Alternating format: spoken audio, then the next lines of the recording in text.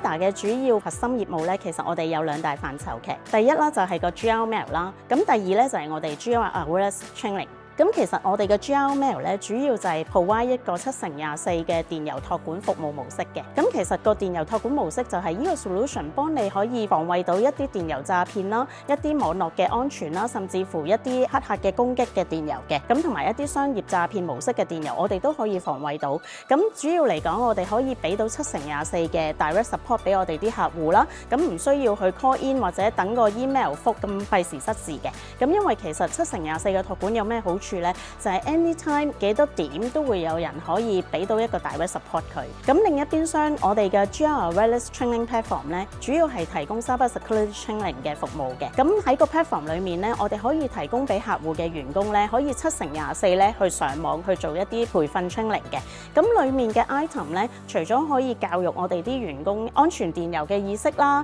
咁同埋亦都會話俾佢聽成個其實所謂咩叫 cyber security 咧，就 no matter 員工用 WiFi 啦。又或者佢哋自己嘅 data 嘅管理啦，用乜嘢嘅 AI tools 點樣用為之安全啦，咁亦都可以知道乜嘢係 deepfake 啦，其實係緊貼住市場嘅，咁亦都可以搣到一啲唔同嘅大企業嘅 compliance， 俾到一啲 report 我哋嘅 management 啦，佢會 review 一下員工究竟有冇上堂啦，咁佢哋學習情況究竟明唔明乜嘢叫做保安系統啦，咁可以配合到一啲企業嘅保安模式。